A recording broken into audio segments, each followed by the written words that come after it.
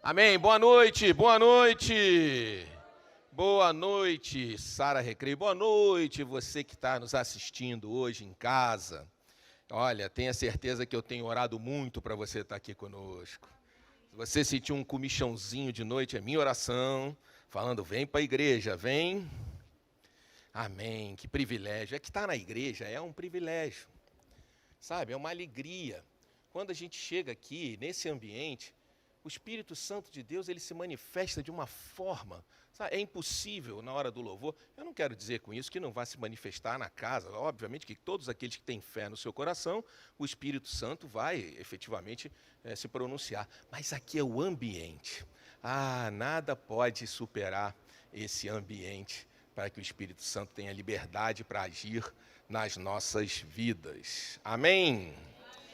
Então, eu hoje aqui, pastor Júnior, em estágio probatório, já cumpri 1 ano do estágio probatório, é verdade, né? Trouxe uma... Amém. Vocês são pessoas... É ótimo lidar com pessoas boas por causa disso, entendeu? Trouxe uma palavra para vocês hoje, e por favor, se vocês gostarem, coloca o que palavra no WhatsApp do bispo, para dar uma moral. Porque, infelizmente, eu estou mais conhecido aqui pelos hambúrgueres do que como pastor, né? Tá triste isso, mas eu vou dar uma virada nisso. Mas hoje eu trouxe uma palavra para vocês, mas quem vai ministrar no seu coração é o Espírito Santo de Deus. A única pessoa que pode impedir, hoje nesse culto de fé e milagre, que você receba aquilo que Deus tem para te dar, é você mesmo. Se o seu coração estiver no modo espírito crítico, se você estiver preocupado com o que eu vou estar falando, porque, afinal de contas, o pregador não é a pessoa mais importante no culto, nem o louvor, nem os homens que nos auxiliam aqui, as pessoas, os colaboradores. Não, a pessoa mais importante nesse culto é o Espírito Santo de Deus. É Ele que vai mudar a história da sua vida, é Ele que vai te trazer as estratégias. Então, não deixe o teu coração hoje, não coloque uma placa de incredulidade no seu coração, uma placa de crítica, porque uma palavra dita nesse altar que Deus tem para a sua vida, ela pode entrar no seu coração e mudar toda a história. Amém? Então se coloque num espírito de receber aquilo que eu não tenho poder nenhum, mas aquilo que Deus quer falar com você hoje. Amém? Então vamos lá, eu recebi aqui a incumbência, eu e meus papeizinhos, né, porque eu ainda sou um homem do século passado, eu recebi a agradável incumbência de trazer uma palavra sobre sabedoria para perceber o encoberto. Eu precisei que alguém decifrasse para mim. Uau! Enfim, mas o que eu posso dizer para vocês é que na nossa relação com Deus, na nossa caminhada de fé, muitas coisas nos são reveladas, e essas coisas são preciosas. Porém, existem outras coisas que nós não temos acesso, que ficam encobertos, escondidos, porque nós ainda não temos maturidade espiritual para receber essa revelação. Não estamos preparados. Mas uma coisa eu quero deixar bem claro para vocês, e quero que vocês saiam daqui com esse entendimento. Deus tem um plano para todas as nossas vidas. Deus tem um plano para a sua vida. E quanto mais você se aproximar desse plano de Deus, mais sabedoria você vai receber do altar.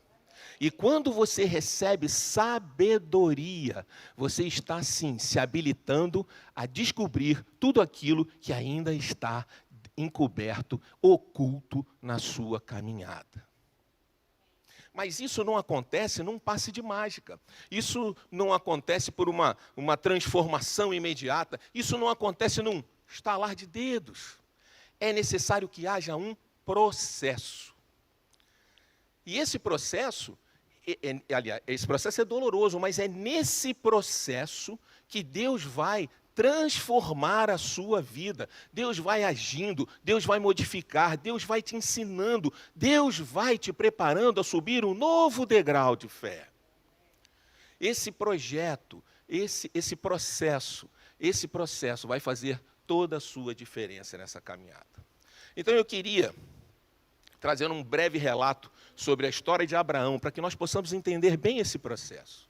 Abraão, ele morava na Mesopotâmia, ele era da cidade de Ur, e a sua família estava lá também. A cidade de Ur era uma cidade idólatra, né? E depois Abraão vai para Harã com toda a sua família, que também era uma cidade idólatra. Aliás, sua família era uma família que era idólatra também, e eles cultuavam muitos deuses pagãos. Então Abraão cresceu nesse ambiente, né, de conturbação espiritual, né, dessa salada espiritual, num ambiente de idolatria, de paganismo. Mas Deus tinha um plano muito especial para Abraão. E olha o que Deus faz em Gênesis 12, 1, 3. Coloca, por favor, para mim no NVI, se puder. Então o Senhor disse a Abraão, ainda não era Abraão, a Abraão: saia da sua terra, do meio dos seus parentes e da casa de seu pai, e vá para a terra que eu lhe mostrarei. Farei de você um grande povo, e o abençoarei. Tornarei famoso o seu nome, e você será uma bênção. Abençoarei os que o abençoarem, e amaldiçoarei os que o amaldiçoarem. E por meio de você, todos os povos da terra serão abençoados. Amém? Aí, às vezes, você pode olhar, né, pegar essa passagem solta. Se você não tiver um entendimento, você pode dizer assim: puxa, mas Deus, né, que pedido. Sair, largar a família, abandonar a família. Lá em Harã, Abraão era um homem próspero. Foi onde ele aumentou, né, sua riqueza, seu gado. Enfim, ele era um homem muito próspero, ele tinha poder. Então ele ia largar a sua família e ir embora. Mas o plano de Deus para Abraão era tudo isso que os versículos posteriores relatam. E ele não podia deixar Abraão preso numa família de idólatras e que cultuavam deuses pagãos. Ele precisava separar Abraão para que ele fosse cumprir o plano que Deus tinha preparado para ele. Então, o que aconteceu é que, mesmo com a certeza da promessa de Deus, Abraão não cumpre na totalidade aquilo que Deus pediu para ele. Abraão leva o seu primo Ló.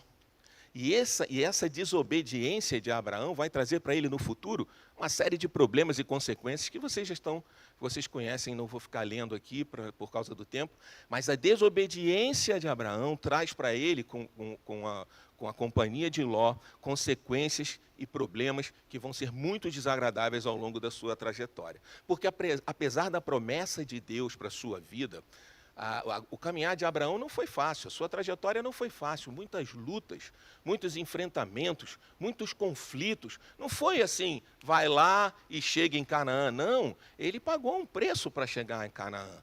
Né? Ele teve que amadurecer muito na sua fé. Mas isso tudo, todos esses enfrentamentos, toda essa sua luta, todo esse processo no qual ele passou, corroborou para que ele aperfeiçoasse a sua fé. Né? Agora, isso também trouxe a necessidade que ele passasse por aquilo que nós chamamos de escola da fé. E são 3 itens muito interessantes, porque ele aprendeu a obedecer integralmente à vontade de Deus. Né? Porque quando não obedeceu à vontade de Deus, nesse processo, quando ele leva Ló, ele tem uma série de problemas. Quando ele resolve seguir o que Sara determinou, engravidar a sua serva, meu Deus, quanta confusão isso originou. Então ele aprendeu ao longo desse processo que ele precisava obedecer integralmente à vontade de Deus. Também aprendeu a confiar absolutamente em Deus. E caminhou em direção aos planos de Deus para dar um grande salto em sua fé. Para mim, eu acho que o amadurecimento da fé de Abraão acontece quando Deus pede o sacrifício de Isaque. E ele não titubeia, ele passa a mão no seu filho e caminha para sacrificá-lo, para obedecer a Deus. E olha, imagina, Isaac era a coisa mais preciosa que Abraão tinha.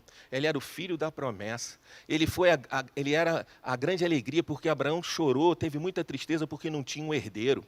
Toda a fortuna de Abraão não representava 10% do que Isaac era na vida dele. Mas por conta do processo ao qual ele se submeteu, quando Deus mandou, ele pegou Isaac e foi cumprir integralmente aquilo que Deus mandou. Amém? Amém? Então, nós precisamos entender que estamos num processo de crescimento e transformação. Às vezes, nós queremos chegar aqui, caminhar, no nosso caminhar, e ter os resultados imediatos. Não. É um processo, nós estamos sendo preparados, nós estamos sendo testados, nós estamos modificando conceitos, nós estamos modificando reflexos condicionados da nossa personalidade. Respostas impulsivas, medos compulsivos,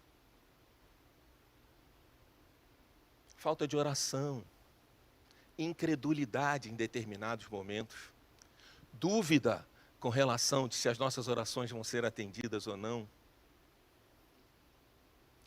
E eu vou repetir isso muitas vezes. Quanto mais nos aproximamos do projeto de Deus, mais revelações nós teremos na nossa vida. E essas revelações é que vão fazer diferença no nosso caminhar de fé. Amém? Mas muitas vezes, por conta de as coisas não estarem acontecendo, muitas vezes porque as nossas orações não estão sendo atendidas, muitas vezes porque nós não vemos um milagre acontecer de imediato, nós ficamos pelo meio do caminho. Ao trilhar a nossa caminhada, ficamos no meio do caminho. Abandonamos tudo aquilo que construímos. Abandonamos tudo aquilo que caminhamos com Deus. Esquecemos das bênçãos recebidas e nos preocupamos com aquilo que ainda não obtivemos. Então é preciso entender que nós não podemos perder o foco no plano de Deus. E existem três princípios para que nós não venhamos a parar no meio do caminho. O primeiro princípio é não se conformar com metade da bênção. Abraão estava tranquilo, sossegado, próspero em Harã, né? Não precisava modificar a sua situação. Ele tinha tudo o que ele precisava ali. Bens, sua família. Mas quando Deus traz a promessa para ele, ele não quis ficar em Harã. Ele acreditou que a sua felicidade verdadeira estaria em Canaã, porque era uma promessa de Deus para a sua vida. E é só você olhar para a história de Abraão. Ter paciência. Meu Deus, nos dias de hoje a coisa mais difícil é ter paciência, né? Nós vivemos uma sociedade totalmente impaciente. A vida é uma loucura. Se o computador demora 5 segundos para abrir, a gente já está querendo trocar para um mais moderno. Esse está lento demais. Se você passa um zap e não recebe uma resposta imediata, você diz, o cara não quer falar comigo. Se você está numa reunião e o camarada diz assim, então vamos deixar isso para a próxima, aí você diz, não é possível, ou decidimos agora ou não tem mais acordo. É uma coisa de louco, não temos paciência para nada, né? E Deus não nos chama para nós pararmos. Olha que nessa questão da paciência também, Abraão e Sara, quanto tempo eles ficaram sem conseguir que Sara engravidasse? Era impossível, ela era estéril. Aos olhos dos homens era absolutamente impossível que isso acontecesse. Mas eles tiveram a paciência de esperar, e aí Abraão fecunda Sara e surge Isaac, o grande sonho da vida de Abraão. E por último, parar de olhar para as circunstâncias e olhar para onde Deus está olhando. O que nos impede, muitas vezes, de perceber o que Deus tem planejado para a nossa vida é um coração enfermo. É um coração cheio de mágoa, cheio de dúvidas, com falta de perdão. Sabe? Um coração de incredulidade. Isso realmente impede que a gente tenha a visão do plano de Deus para nossas vidas. E eu quero trazer aqui um outro personagem, quero trazer aqui o exemplo de Asaf. Asaf era um homem muito especial, ele era um levita extraordinário. E quando a arca ela é recuperada e ela sai da casa de Obed-edom ela volta para Jerusalém, Asaf foi escolhido pelos principais levitas para ser aquele que ia cantando e tocando à frente da arca. Presta atenção, naquela época não existia Jesus, não existia a ressurreição, não existia a cruz. A coisa mais sagrada era a Arca da Aliança. Para o povo judeu, o significado da Arca da Aliança era extraordinário. E ainda mais naquele momento, onde eles recuperaram a arca que havia sido roubada.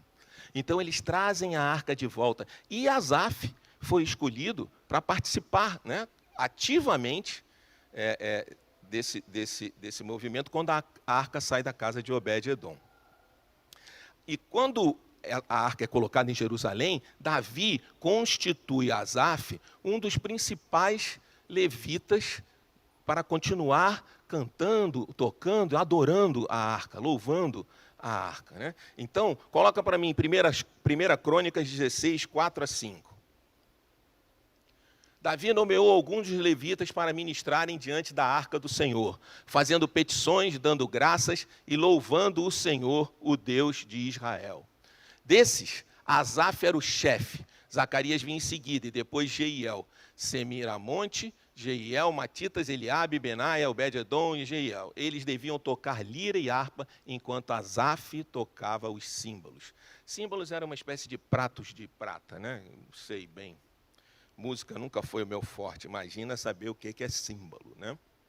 Mas, enfim, olha a importância de Asaf. Davi o colocou como o principal nessa situação. E quando o serviço dos cultos ele foi restabelecido,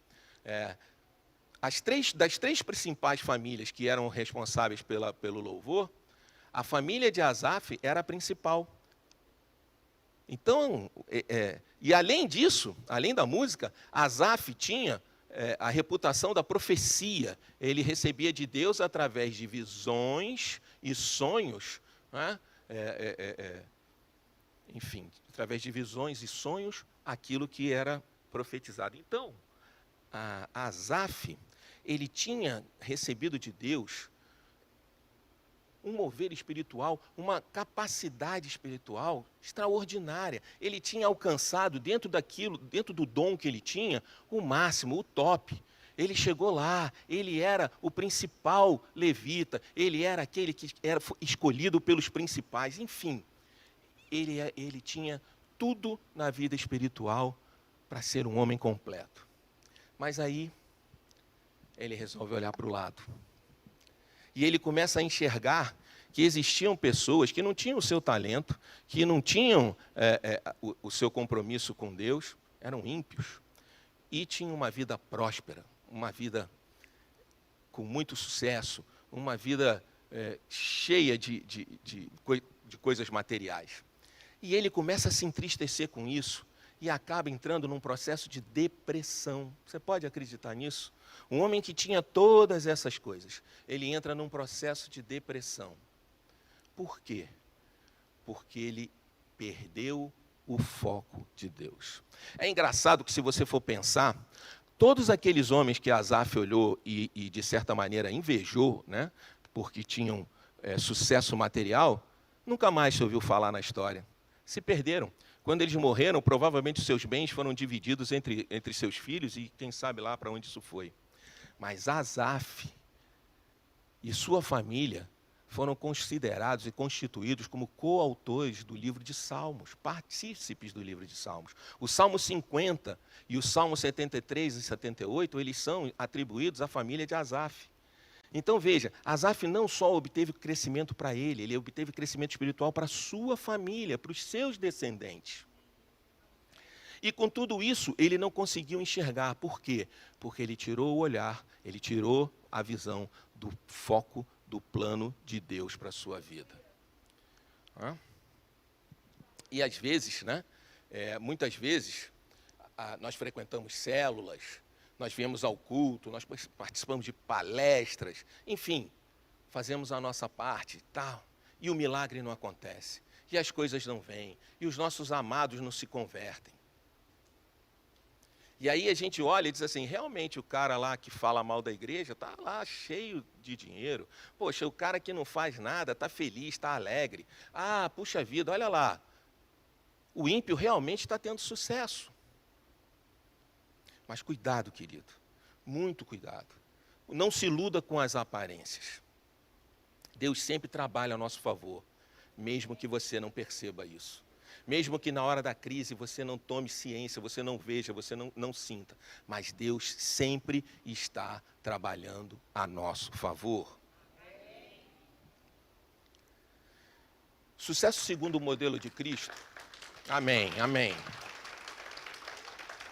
Amém. E onde nós temos que nos ater é na referência de Jesus. Jesus é o autor da nossa fé. Jesus mudou toda a trajetória das nossas vidas. Jesus, na verdade, é o nosso inspirador. É aquele que está toda hora servindo como referência para que nós possamos melhorar as nossas vidas, né? Ele é o nosso intercessor diante de Deus. E sucesso segundo o modelo que Jesus nos deixou é fé, santidade, obediência e perseverança. E deixa eu falar uma coisa para vocês. Não existe riqueza, sucesso que provenha do orgulho, da arrogância e da mentira. Eu vou sair um pouco aqui do combinado. Minha esposa vai brigar comigo porque ela diz que eu... Existe uma noção na nossa sociedade de que nós somos o que nós temos, né? Eu brincava muito que quando o cara queria marcar uma reunião comigo, eu perguntava assim, qual é o CEP dele? Porque dependendo do CEP, eu marcava ou não a reunião, dependendo de onde ele morava, né, qual era o endereço desse camarada. Por quê? Porque eu era um homem extremamente orgulhoso, eu era um homem soberbo, eu era um homem que eu só me interessava por aquilo que podia me trazer alguma vantagem. Eu não conseguia enxergar nada além disso. Muitas vezes eu me aproximei de pessoas que não tinham nada para acrescentar à minha vida, muito pelo contrário, eram como se fossem vampiros espirituais, sabe? Sugavam a minha energia. E eu precisava estar com essas pessoas para me sentir aceito, para me sentir vitorioso, para sentir que eu era um camarada diferente. Eu realmente pertenço a um círculo que é limitado, eu pertenço a um círculo que ele é poderoso. E todas as vitórias que eu fui conseguindo, tudo aquilo que eu fui amealhando, tenha certeza disso. Mas eu falo isso com toda a humildade do meu coração. Eu sei que eu não posso falar mais da história da minha vida, mas se eu pudesse, eu ia dizer que todas essas coisas que eu fui alcançando ao longo da minha vida e que me davam a sensação de que eu era maior do que os outros, me enfiavam numa cova todos os dias. Eu tinha uma falsa alegria por fora. Essa situação aqui do Asaf, né, me fala muito ao coração, porque quem olhasse para mim naquela época dizia assim, puxa, eu queria ser esse cara. Eu queria ser esse cara. Esse cara, tem tudo, esse cara tem fama, esse cara é diretor do maior clube do Flamengo, do maior clube do Brasil. Deus perdoa, ok? Deus salvou, bom, enfim. Mas, enfim, né? Diretor, futebol, uma paixão nacional, né? Quem não queria isso? Camarada bem sucedido, mas muito mal sucedido pessoalmente. Triste. Solitário, cercado de muita gente, sem nenhum entendimento espiritual, atrapalhando a vida dos meus filhos, dizendo para eles, para com esse negócio, a igreja é uma bobagem, deixa sua mãe está lá contaminada, coitada, sua mãe não está bem, sua mãe está passando um momento difícil, fica aqui com o papai, vamos jogar videogame. Tudo isso porque eu não tinha conhecimento qual era o plano de Deus para a minha vida. Tudo isso porque eu era cego espiritualmente. Quando eu vejo essas passagens aqui, quando eu vejo esse mover, essa situação de Asaf, que tinha alcançado a plenitude espiritual, gente. Ele alcançou a plenitude espiritual. Mas ele olha para o lado e vê personagens, né? Personagens, porque Eu era um personagem, por exemplo. Ver personagens, ver pessoas que são sepulcros caiados, né? Bonitos por fora, mas cheios de ossos secos e podres por dentro, que não acrescentam nada à vida de ninguém, que são péssimas referências. E foi esses homens que chamaram a atenção de Asaf. Então, muitas vezes, querido, eu quero dizer para vocês que ter sonhos materiais é absolutamente legítimo. Alcançar sucesso financeiro na vida, Deus está nos abençoando o tempo todo. Nós nascemos para ser prósperos e felizes. Agora, se isso não vem de Deus, querido, não é isso que vai fazer a diferença na sua vida. Eu aprendi agora que se vem de Deus, eu recebo com alegria. Mas se não vem de Deus, eu saio correndo, porque isso não vai edificar a minha vida. Isso não é bênção para mim.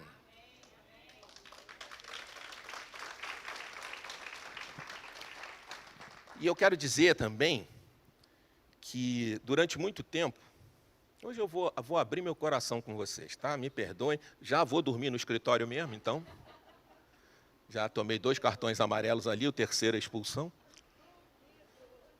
Então eu quero dizer para vocês o seguinte, eu relutei muito em ser pastor, relutei muito, porque eu entendia que ser pastor era uma responsabilidade, não era um cargo, né? Então eu tinha que estar preparado para isso. E eu olhava e dizia, não, eu não estou preparado para ser pastor, eu não tenho esse preparo. E muitas vezes eu recusei, muitas vezes eu esquivei, e eu sou bom de esquiva. Até que uma hora, aqui na igreja, num momento de oração, Deus falou claramente ao meu coração, ô cabeção, tu nunca vai estar preparado. Você nunca vai estar preparado. Vai e cumpre o teu chamado. Vai e cumpre o teu chamado. Porque nós somos preparados no processo. Assim como Abraão, amém. Assim como Abraão foi amadurecendo a sua fé no processo e chegou à maturidade quando Deus pede a ele o sacrifício de Isaac e ele não titubeia, assim acontece também com as nossas vidas. Sabe, nós precisamos amadurecer no processo. Então eu entendi e eu aprendi que ser pastor não é ter o cetro, é ter o cajado. Ser pastor não é um posto, não é um cargo que me faz ser melhor do que qualquer um de vocês. Olha, tenha certeza, ser pastor é uma responsabilidade que me faz ser o mais humilde de todos aqui. É aquele que tem que perdoar mais, aquele que tem que acolher, aquele que está sempre pronto a dar mais uma oportunidade, aquele que tem que interceder, aquele que tem que ouvir. Porque senão, eu não estou carregando o cajado, eu estou carregando o cetro. E o cetro não faz parte daquilo que Deus colocou no seu plano para a minha vida.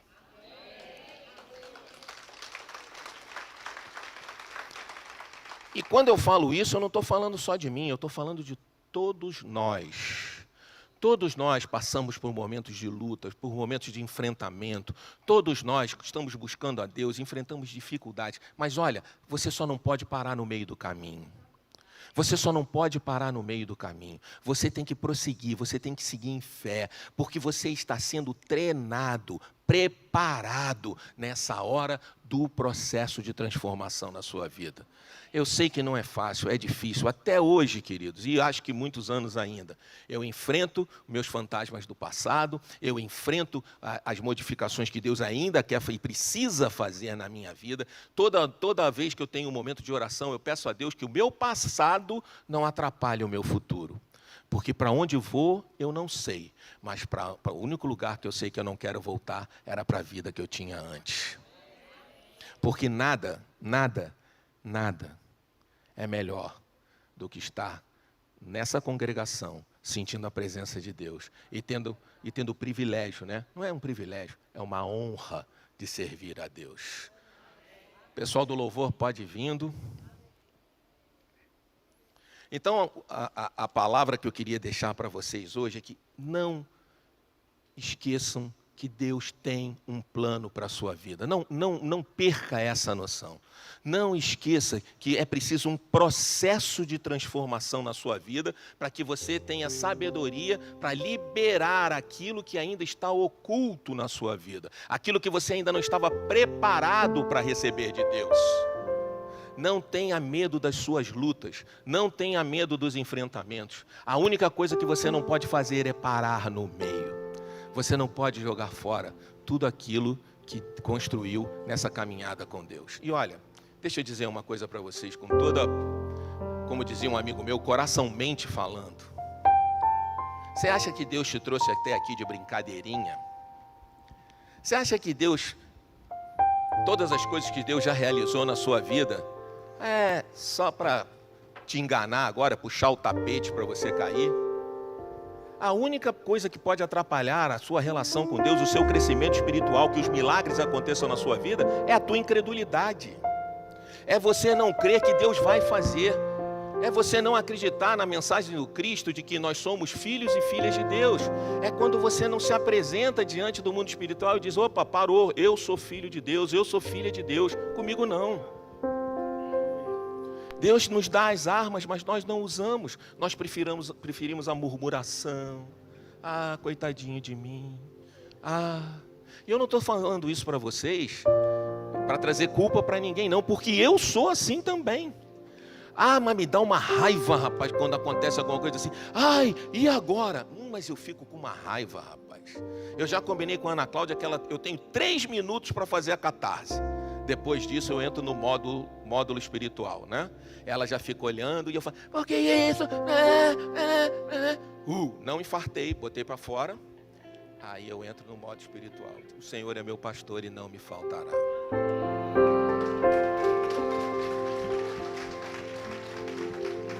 E para encerrar, eu queria colocar talvez o versículo talvez um dos que eu mais gosto na Bíblia, que é Jeremias 29:11.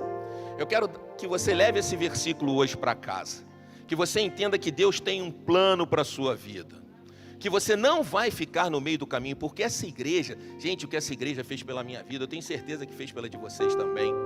Essa igreja, ela nos dá oportunidades todos os dias, todas as semanas, de você avançar na sua fé, de você se aproximar do plano de Deus para a sua vida e alcançar sabedoria para enfrentar todas as lutas. Esse versículo é para todos nós. Leva ele. Porque sou eu que conheço os planos que tenho para vocês, diz o Senhor. Não é o pastor que está dizendo para vocês, não. Quem está dizendo é o Senhor. Planos de fazê-los prosperar e não de causar dano. Planos de dar a vocês esperança e um futuro. Esse versículo é o plano básico que Deus tem para a sua vida. Daí para frente, querido, se prepara, porque é extraordinário. Amém? Então eu queria agora que nós tivéssemos um momento de oração, né? de entrega, de confiança. Vamos ficar de pé. Vamos ficar de pé. Eu queria que você hoje buscasse uma coisa muito preciosa para as nossas vidas. Qual é o plano de Deus para a sua vida? Que você agora feche seus olhos e peça para que Deus revele a você, revele no seu coração, no seu espírito, qual é o plano de Deus para a sua vida. Enquanto você ouve esse louvor, vai trazendo à sua memória, vai trazendo ao seu coração qual é o plano de Deus para a sua vida. Aleluia. Te amamos, Senhor. Na beleza da tua santidade. Venha ter o primeiro lugar nos nossos corações, na nossa mente.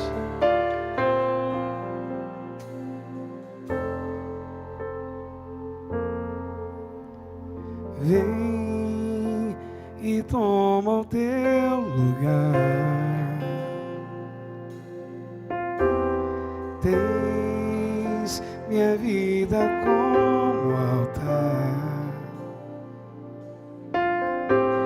um trono de louvor entrego a ti, Senhor, meu Deus. Guarda o meu coração, declare isso. Guarda o meu coração no teu jardim, no teu jardim particular. Vem regar-me com tua unção, para que eu possa exalar teu ser.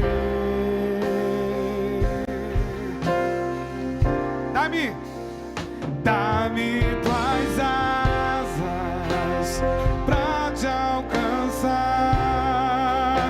nos lugares altos, aonde tu estás assentado acima de todos.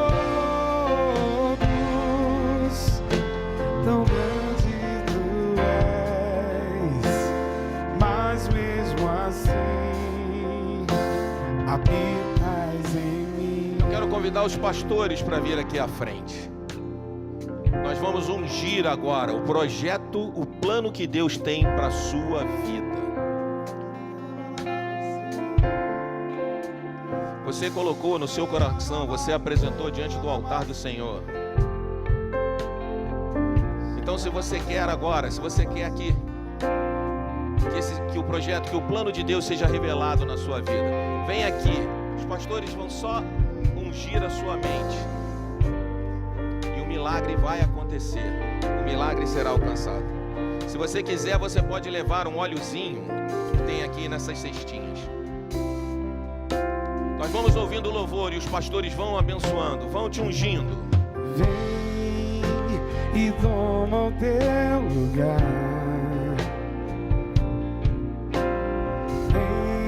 Eis minha vida como altar, um trono de louvor. Entrego a ti, Senhor, meu Deus. Guarda meu coração, guarda o meu coração no teu jardim, Senhor, no teu jardim particular. Vem regar-me com tua unção, para que eu possa exalar teu ser.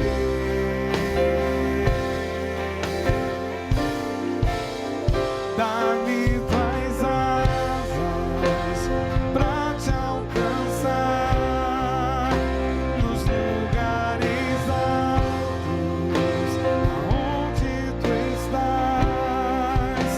estás assentado acima de todos. Tão grande tu és, mas mesmo assim habitas em mim. Dá-me tuas asas, dá-me tuas asas pra te alcançar nos lugares altos, aonde tu estás assentado acima de todos. Tão grande tu és, mas mesmo assim habitas em mim.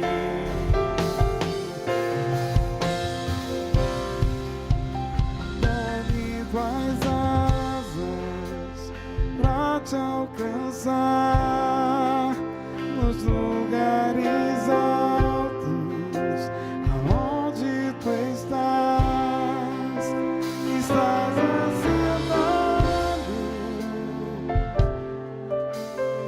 E vi também o Senhor assentado num alto e sublime trono, e a orla do seu manto cobria todo o templo, e serafins voavam por cima dele, e proclamavam uns aos outros, dizendo: Santo, Santo, Santo, Santo, Santo, Santo, Santo.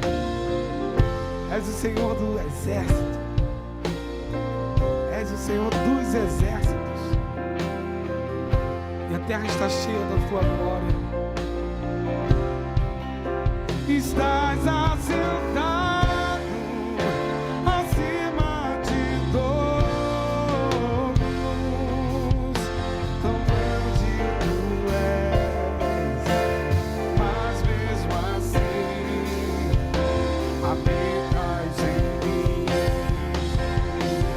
Dá-me tuas asas, dá-me tuas asas, pra te alcançar nos lugares altos, aonde tu estás. Estás assentado acima de todos, tão grande tu és, mas mesmo assim habitas em mim.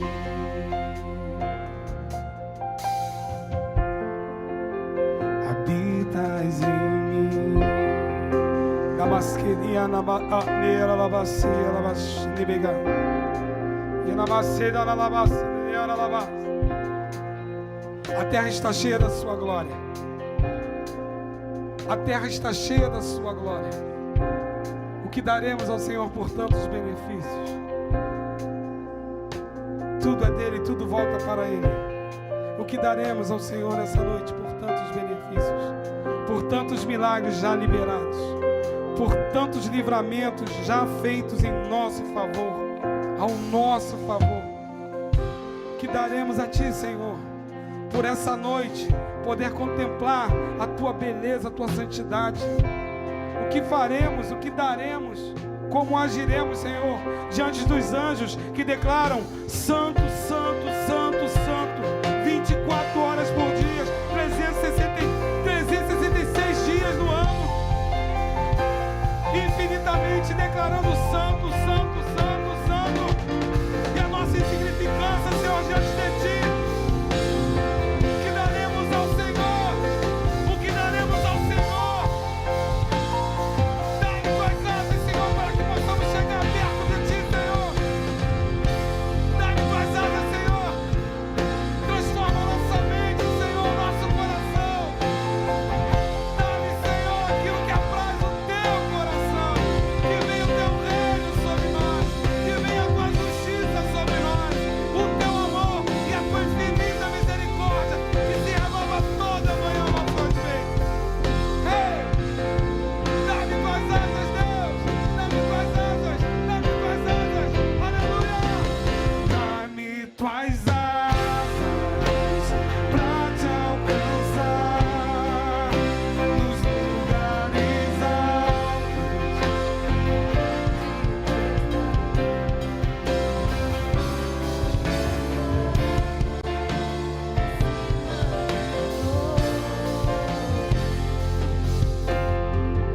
Amém, amém. Meu irmão, minha irmã, você não pode sair daqui hoje sem ter a plena convicção de que Deus tem um plano para a sua vida.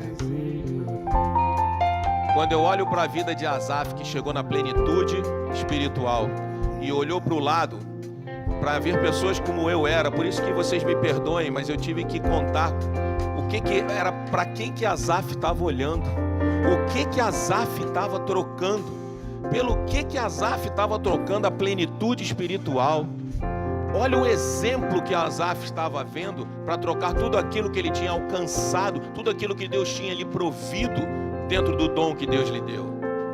Deus tem um plano para a sua vida, e Deus te deu dons, te capacita a cada dia para que nesse processo de maturidade de fé, você saia vitorioso, forte, adulto, maduro. Talvez o seu paz no lar da última vez não tenha tido o resultado que você esperava. Não desista, faça de novo. Talvez aquele seu filho, seu marido, seu cônjuge, enfim, a pessoa que você ama, ainda não tenha conhecido Jesus, não desista. Não pare no meio do caminho. Deus tem um plano para a sua vida. Amém? Amém? Senhor Deus, obrigado, Senhor.